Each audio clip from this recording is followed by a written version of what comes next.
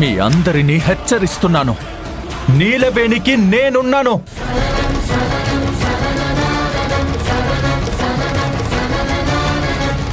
ఇకపైన మీరు చేయబోయే కుట్రలు కుతంత్రాలు తిప్పి కొట్టడమే కాదు, ఇంట్లో నుంచి మిమ్మల్ని అందరినీ తరిమి కొట్టడానికి కూడా వెనకాడను.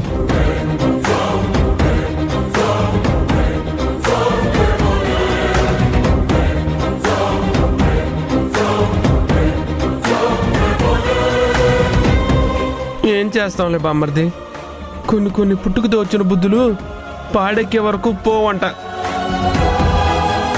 నీ చేత ఇంటి నుంచి గెంటించబడాలని రాసిపెట్టుందేమో. ఇప్పుడే చెప్తున్నాను వినండి. నీలవేణిని పని మనిషి అని పాతాళానికి తొక్కేద్దామని చూస్తున్నారు. అదే నీలవేణి మునుముందు ఎంత పైకొస్తుందో మీకు చూపిస్తాను.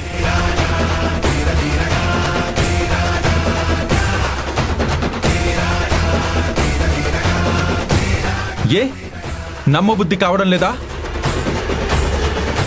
ఈ క్షణం నుంచి 24 గంటలు నీలవేణి నా పక్కనే ఉంటుంది, నాతోనే ఉంటుంది. అది ఇంట్లోనైనా, ఆఫీస్లోనైనా, విదేశాల్లో అయినా ఎప్పుడు నా అడుగుజాడల్లోనే నడుస్తుంది.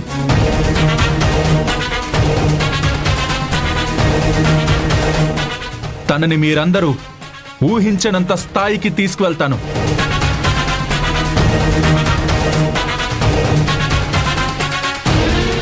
నీలవేణిని చూసి మీరందరూ కుళ్ళుకుని చచ్చే స్థాయికి తీసుకువెళ్లి తన్నక్కడ పెడతాను.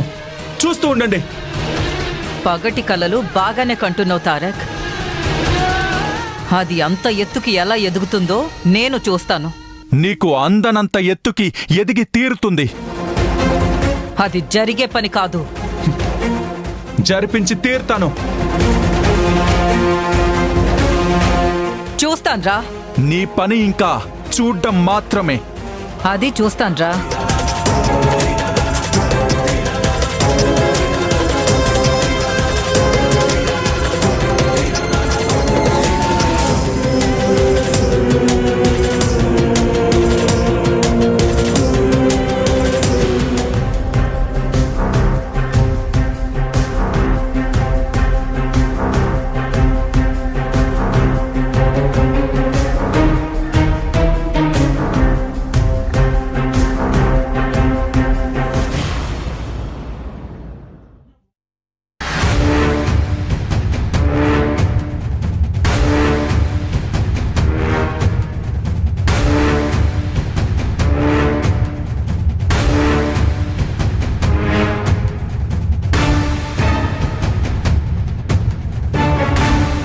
నీలవేణిని చూసి మీరందరూ కుళ్ళుకుని చచ్చే స్థాయికి తీసుకువెళ్లి తన్నక్కడ పెడతాను.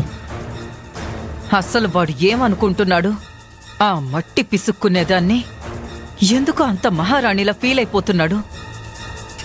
తారక్కి ఎవరిని ఎక్కడ పెట్టాలో, ఎవరిని ఎంత దూరంలో ఉంచాలో అర్థం కావడం లేదు. అవునమ్మా, మనమైతే మన కింద పనిచేసే వాళ్ళని మన కాళ్ల దగ్గరే పెడతాం. వాడేంటి కళ్ళకు అద్దుకుంటున్నాడు?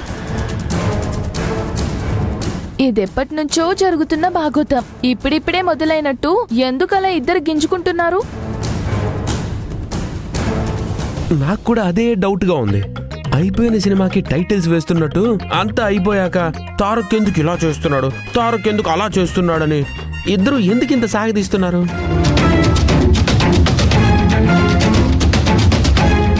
ఆ నీలవేణికి ఎంత ధైర్యం! మనమే నీలవేణిని తారక్ని కలవనివ్వలేదని, నీలవేణిని బయటికి గెంటేయడానికి ప్రయత్నించామని మన మీదే చాడీలు చెప్పినట్టుంది. అందుకే వాడంత ఎగిరాడు, అంత కసిరాడు. అవునమ్మా, దానికి ధైర్యం ఎక్కువైంది. మనమంటే కొంచెం కూడా భయం లేదు దానికి. అవును, అందుకే పూసగుచ్చినట్టు ప్రతీదీ అన్నయ్యకి చెప్పేసినట్టుంది. మరి చెప్పకుండా ఉంటారా? మీరేమైనా అమ్మాయిని చిన్నగా టార్చర్ పెట్టారా? మూకుమ్మడిగా కలిసి ఊపిరానంత పనిచేశారు. ఎంతసేపు నీలవేణి చెప్పేసి ఉంటుంది అంటున్నారు, కానీ తారక్కి మనమే చెప్పింది నీలవేణి వెళ్ళిపోయిందని. చూడండి, ఉంటే మా వైపు ఉండండి, లేదంటే అటువైపు జంప్ అయిపోండి. అంతేకాని మధ్యలో ఉండి మాకే కంట్లో నలకలాగా ఇరిటేట్ చేయకండి. మరి ఇప్పుడు ఏం చేద్దామమ్మా? తారక్ అంతా తెలిసిపోయాక కూడా ఆ నీలవేణిని తారక్ని వేరు చేయడం సాధ్యం అంటావా? అసలు తారక్ ఏం చెయ్యాలనుకుంటున్నాడో ఫస్ట్ మనకు తెలియాలి. అప్పటి వరకు మనం కాస్త ఎదురు చూడాలి. నువ్వెదురు చూస్తూ ఉండు. త్వరలో నాన్న కూడా ఢిల్లీ నుంచి వచ్చేస్తారు. రాగానే జరిగిందంతా పూసగుచ్చినట్టు నాన్నకు కూడా చెప్పేస్తారు. అప్పుడు మనం నీలవేణిని ఇంట్లో నుంచి బయటికి గెంటేయడం కాదు, నాన్నే మనల్ని అందరినీ బయటికి గెంటేస్తారు. ఏయ్, ఏంటి ఆయన మనల్ని గెంటేది? ఆ నీలవేణిని ఎప్పుడు ఇంట్లో నుంచి గెంటేస్తారా అని నేనే ఆయన్ని నిలదీస్తాను. నిలదీసేస్తాను, నీళ్లు పోసేస్తానని చెప్పినంత మాత్రాన మావయ్య గారు కరిగే రకమా, కుంగే రకమా? నీలవేణిని బయటికి తరివేయమంటే చెప్పు తీసుకొని కొడతారు. కాంచనా, మీ ఆయన్ని నోరు మూసుకుని ఉండమను, లేకపోతే మూతికున్న 32 పళ్ళు రాలిపోతాయి. ఏమండి, మా అమ్మ చెప్పింది వినిపించిందిగా, మళ్ళీ నేనేమన్నా ప్రత్యేకంగా చెప్పాలా? నా మూతికి 32 పళ్ళు ఉన్నట్టే తలకాయకు 2 చెవులు కూడా ఉన్నాయి. బాగానే వినిపిస్తుందిలే. ఈసారి చెవులతో పాటు ఆ 32 పళ్ళు కూడా కాస్త జాగ్రత్తగా పెట్టుకో, లేకపోతే అమ్మ చేతుల్లో ఖచ్చితంగా ఏదో ఒక రోజు రాలిపోతాయి. అమ్మా, ఆ నీలవేణి మీద మనం ఎన్ని ప్రయత్నాలు చేసినా, ఎన్ని ప్రయోగాలు చేసినా సరిగ్గా ఫలించడం లేదు. మన ప్రయత్నంలో లోపం లేదే, మనం బాగానే ప్రయత్నిస్తున్నాం.